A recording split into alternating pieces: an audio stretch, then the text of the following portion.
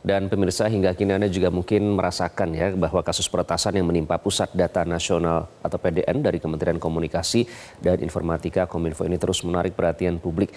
Benarkah Indonesia sebenarnya rawan diretas? Kami akan hadirkan data-datanya kepada Anda untuk sedikit memberikan gambaran apakah memang benar Indonesia ini rawan diretas. Nah, yang pertama, dampak pada layanan publik akibat peretasan PDNS ini mungkin salah satu dari Anda di rumah ada yang merasakan. Yang pertama, ada gangguan pada lebih dari 282 layanan instansi pemerintah. Kemudian juga ada di beberapa daerah, ribuan paspor ini belum berhasil dicetak selama prosesnya. Kemudian aktivitas bisnis di berbagai sektor seperti perbankan, perdagangan, dan juga manufaktur lumpuh. Dan juga data penerima Kartu Indonesia Pintar Kuliah atau KIPK juga hilang akibat dari peretasan PDNS 2 ini. Nah, kemudian tentu saja butuh pemulihan ya. Kita akan lihat berapa lama sih proses pemulihan dari PDN ini. Ini dijadwalkan antara 20 Juni hingga 20 Juli 2024. Nah, yang dilakukan pertama-tama adalah menginventarisasi tenan-tenan yang terdampak, kemudian juga ada pemetaan aset dan secara administratif dilakukan sirkulasi surat kewajiban backup data, lalu penyusunan strategi dan juga pedoman pemulihan layanan. Nah, kalau melihat ini semua, sebenarnya semua sudah disiapkan termasuk proses pemulihannya, tapi memakan berapa anggarannya? Kita akan lihat anggaran pembangunan proyek dan juga pemeliharaan PDN. Nah, proyek PDN pertama ini kalau kita lihat total nilai kontraknya mencapai 164,6 juta euro. Nah, kalau dirupiahkan itu sekitar 2,59 triliun rupiah. Untuk pemulihannya, ini itu tadi nilai kontrak ya. Kalau untuk pemulihannya pada tahun 2024 Kominfo sudah mengalokasikan ini 700 miliar rupiah untuk pemeliharaan PDN. Nah, itu juga termasuk pemulihan.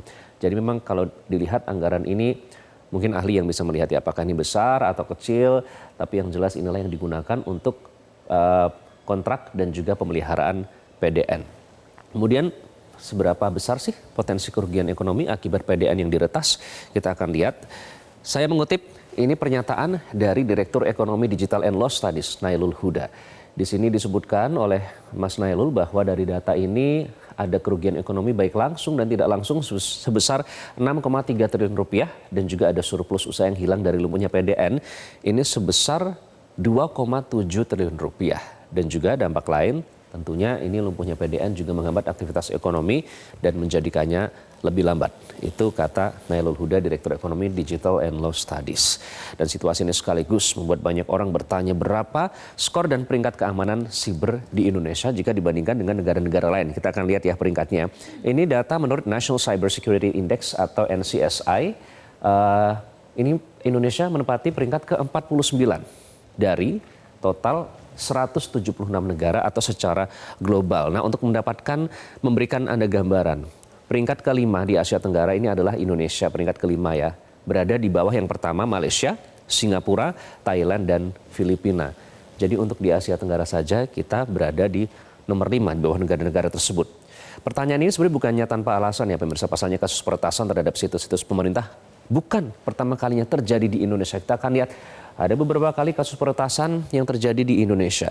Yang pertama pada tahun 2021, ini saat itu terjadi peretasan situs Polri di mana ada kebocoran data dari kepolisian, kalau tidak salah berapa ribu megabyte pada saat itu. Juga peretas ini saat itu membagikan data pribadi anggota Polri di Ghostbin. Kemudian pada tahun 2022 juga terjadi peretasan dan pencurian data registrasi kartu SIM. Mungkin Anda saat itu juga pernah menjadi korbannya. Saat itu terjadi kebocoran di situs web Bjorka yang mengklaim punya lebih dari 1,3 miliar data registrasi kartu SIM termasuk NIK dan nomor telepon. Lalu tahun 2023 yang terakhir ini ada peretasan Ditjen Imigrasi. Di situ diduga ada sekitar 34 juta data paspor atau keimigrasian yang bocor kemudian diperjualbelikan. Nah, saat itu pihak Ditjen Imigrasi pun langsung menindaklanjuti kasus dugaan kebocoran data ini. Pertanyaannya kemudian apa selanjutnya atau seharusnya yang dilakukan agar keamanan siber kita ini tidak dibobol oleh hacker. Kita akan membahasnya bersama anggota Komisi 1 DPR RI, Dev Laksono, dan pakar keamanan siber, Charles Lim. Selamat pagi, Bang Dev. Kita akan sapa lagi, Bang Dev. Gimana kabarnya? Sehat? Oke, Bang Charles, selamat pagi. Baik, kita masih menunggu ya tersambung videonya Bang Charles, belum terhubung. Kita ngobrol dulu sama Bang Dev. Bang Dev, kemarin kan sempat langsung hadir pada rapat ya. Saat itu teman-teman dari Komisi 1 juga sempat mengkritik terkait dengan keamanan siber yang tidak membackup data. Jadi tanggapan Anda terkait dengan hasil audit forensik yang sedang dilakukan apa, Bang Dev? Paling jelas kita temui bahwa data-data yang disimpan di dalam PDNS itu tidak terbackup, ya. Jadi data itu hanya disatukan di satu tempat, akan tetapi tidak ada backup datanya, dan juga sistem pengamanannya terbukti sangat rendah. Nah, yang agak kami kagetkan itu kan yang pertama karena satu adalah tidak ada backupnya, karena semestinya sesuai dengan standar SOP di negara manapun, ketika data itu disimpan, itu terus dua sistem pengamanannya ternyata tidak berlapis. Walaupun dikatakan bahwa itu adalah tier 4, akan tapi ternyata begitu mudah itu untuk di-hack oleh pihak asing atau pihak siapapun itulah. Katanya ini bukan non-state actor ya, tapi mau state actor apa non-state actor, yang jelas itu adalah hacker dari luar itu dapat dengan mudah membobol pusat data nasional kita. Nah, ini membuktikan bahwa kedaulatan kita di dunia cyber kita ini, cyber security kita sangat rendah. Justru yang kita banyak pertanyakan bahwa selama ini pemerintah selama 10 tahun terakhir, pemerintahan Presiden Jokowi itu selalu menggelontorkan untuk digital transformasi, lalu e-services. Tapi setiap bulannya ini pasti ada selalu ada cerita bahwa data masyarakat itu diperjualbelikan di dark web. Nah, ya sama juga dengan di data 288 kementerian yang jebol ini.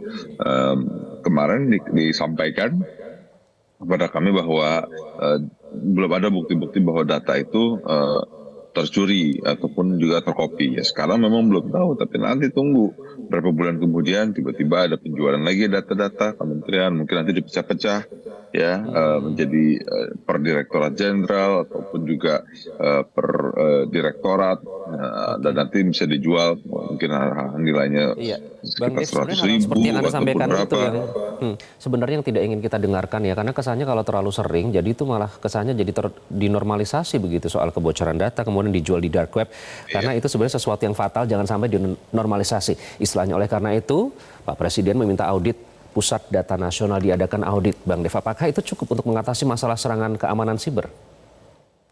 Ya, itu pertama untuk dilihat dulu kesalahannya di mana, diurai dulu. Ya, memang kemarin itu sempat kita bahas untuk kita bilang untuk dibuat panja ya.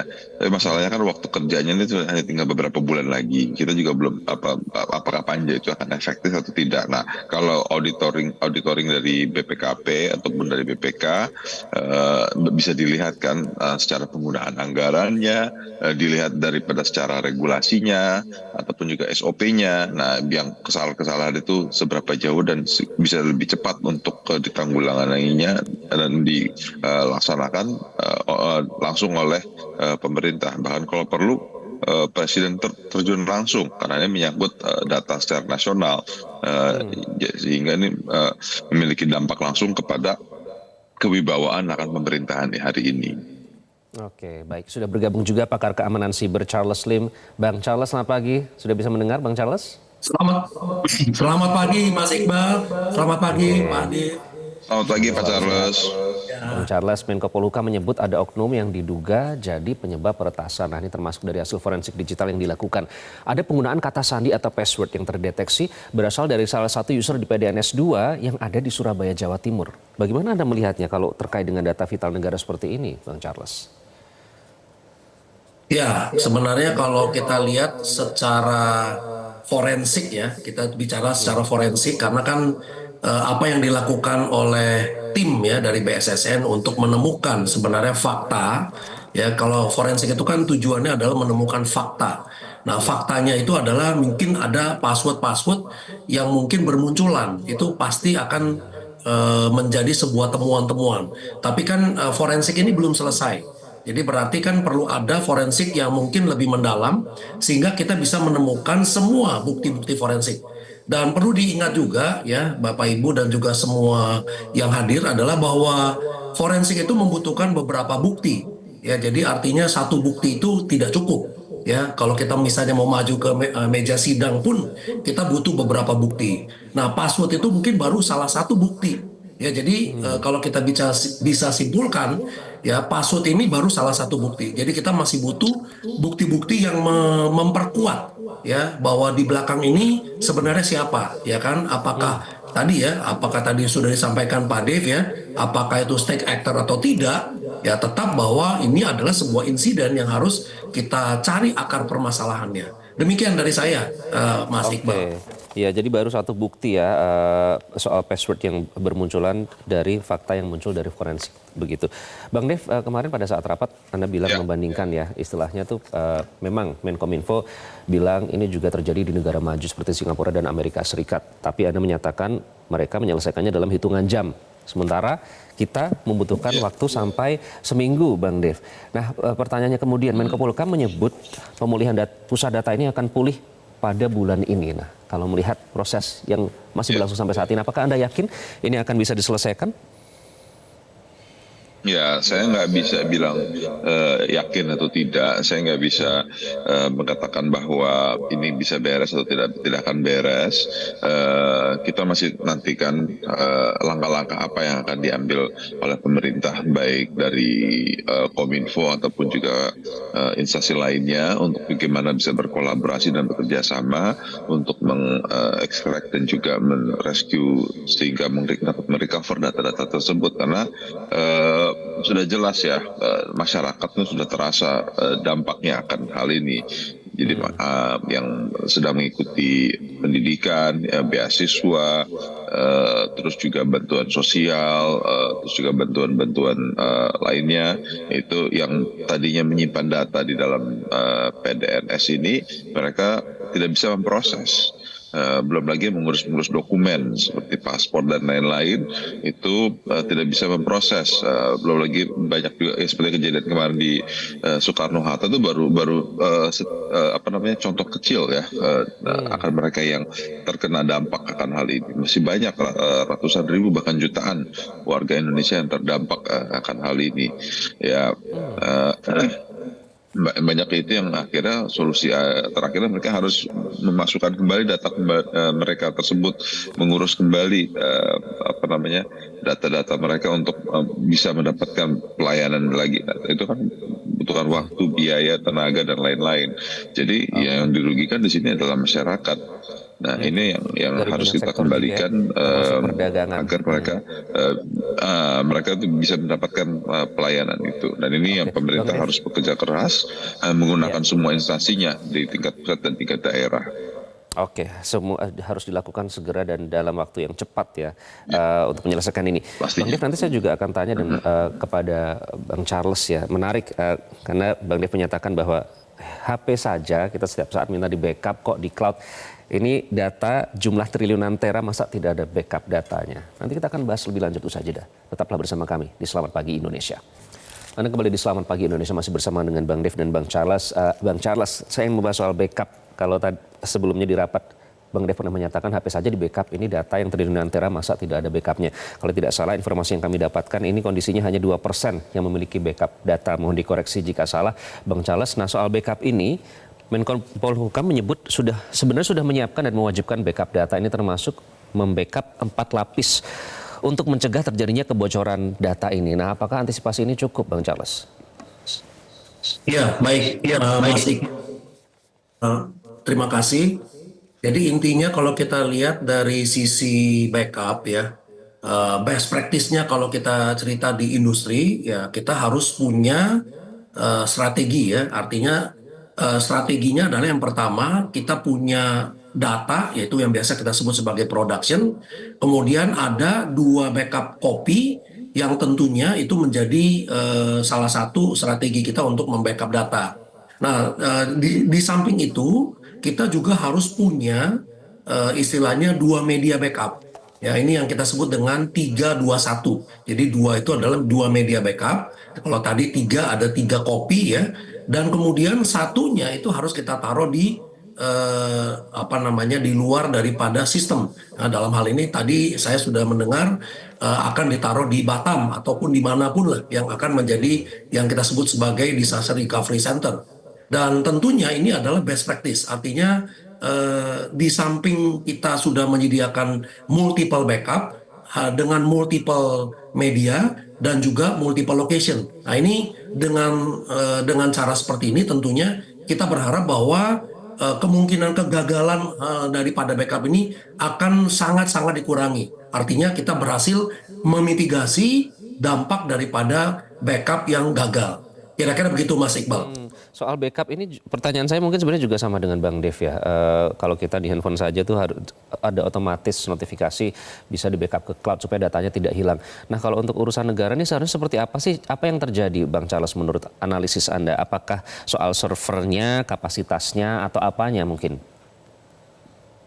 Iya, kalau backup itu sudah pasti ya. Artinya selain daripada tadi kita jumlah backup dan multiple lokasi itu, ya strateginya adalah kita juga harus punya strategi dalam melakukan tata kelola yang baik ya. Artinya backup ini juga benar-benar diperhatikan. Backup bukan hanya di level kita bicara kalau kemarin ada virtual machine, tapi kita juga backup di level operating system, bahkan kita backup di level aplikasi dan file.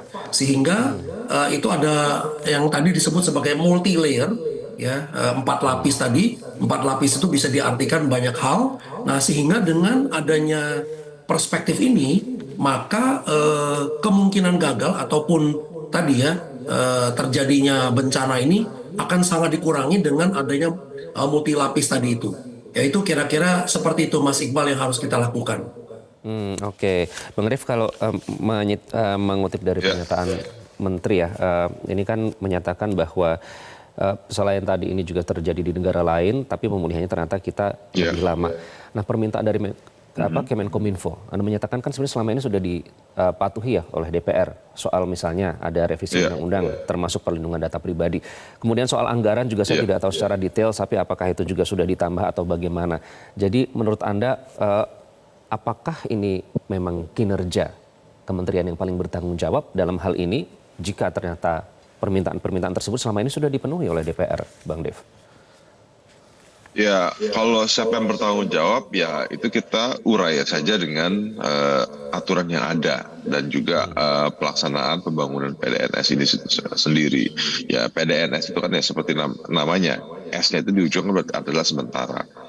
Jadi makanya disimpan oleh 2 instansi yaitu Telkom Sigma dan Arta. Arta itu kalau nggak salah ada di bawah Indosat ya. Sembari menunggu kesiapan PDN nih ya, itu yang permanen dan akan ada baru langsung diadakan transformasi dan digeser ke sana data-data. Nah masalahnya ini sepertinya ada apakah entah menyepelekan kah ataukah memang agak ceroboh atau gegabah dalam menyelesaikan pengumpulan data ini untuk sehingga semua setiap KL dan juga Pemda itu comply untuk menyerahkan datanya tanpa memikirkan secara detail atau tidak memiliki contingency plan ketika hacker ini datang menyerang.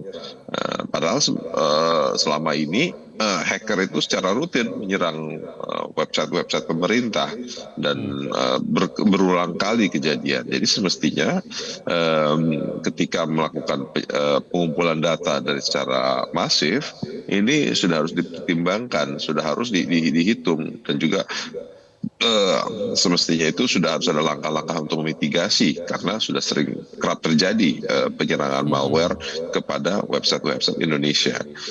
Di BSSN itu kami pernah beberapa kali melakukan kunjungan dan dilakukan presentasi bahwa banyak serangan kepada instansi-instansi pemerintah Indonesia baik ke KL ataupun juga BUMN ataupun juga BUMS. Nah, ini sebenarnya sudah menjadi bahan untuk mereka melakukan pelapisan-pelapisan tersebut, ya, seperti penyimpanan data yang tadi Pak Charles sampaikan. Nah, tapi buktinya tidak dapat dengan mudah kita itu dibobol sehingga down seluruh pelayanan di KL, datanya hilang. Nah, akhirnya masyarakat yang menjadi korban dan ini terjadi berulang kali. Nah, ini yang jadi pertanyakan. Nah, Sudah beberapa kali dan terjadi, kita Bang sempat Dev, ini sampaikan ini. termasuk Dan kita sebelumnya. sempat sampaikan ini sebelumnya. Jadi karena kan kejadian hacking ini kan bukan sekali ini saja, sudah beberapa Betul. kali kita sudah sampaikan bahwa ini langkah pemerintah yang bertanggung jawab ini siapa gitu, Ya. sehingga tidak saling menyalah-nyalahkan. Ini yang tidak pernah ada jawaban yang tegas. Oke. Jadi kita harapkan ketika sekarang sudah ditarik ke Kemenko Polhukam dan menjadi perhatian langsung oleh Presiden, baik sisi aturannya, penegakan peraturannya, itu lebih tegas dan juga Oke. lebih jelas, dan juga masyarakat bisa terlayani lebih baik. Iya, Bang Dev, ini kan yang aneh ya, maksudnya kok saling menyalahkan begitu, bukannya bersinergi, karena yang dibutuhkan kan sebenarnya koordinasi antar lembaga untuk menyelesaikan masalah yang sebenarnya sevital ini. Bukan pertama kali terjadi, sebelumnya Polri, BPJS Kesehatan, keimigrasian juga pernah diserang oleh hacker ini. Nah, Bang Charles, apakah kurangnya koordinasi antar lembaga ini yang sebenarnya menjadi permasalahan terbesar sehingga peretas ini terkesan mudah sekali punya celah untuk meretas? Akar masalahnya di mana sih, Bang Charles? Ya, terima kasih Mas Iqbal. Jadi intinya kalau kita lihat tadi Pak Dev sudah sampaikan bahwa akar permasalahan yang harus kita cari adalah bagaimana tata kelola yang sesungguhnya, gitu kan?